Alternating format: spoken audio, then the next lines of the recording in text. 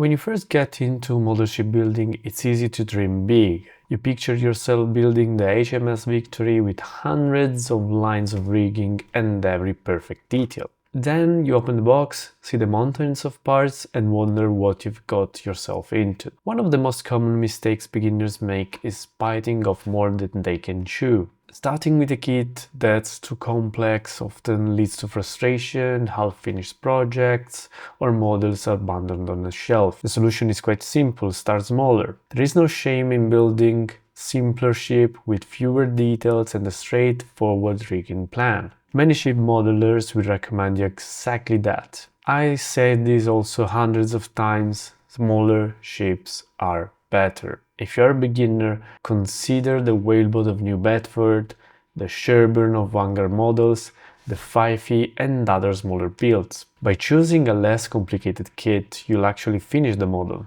learn key skills along the way, and build, of course, confidence. And when you move to one more ambitious build, you'll enjoy it more because you know what you're actually doing. I recently read a post from a modeler on Reddit.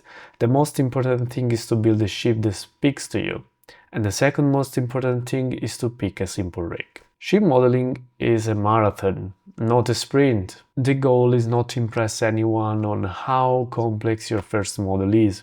It's to actually finish it and enjoy the process. Over time you take on the bigger challenges. But remember, a well-finished simple model will always look better than a half-finished complicated one. So don't overcomplicate things, keep it manageable, keep it fun, and let the hobby grow with you.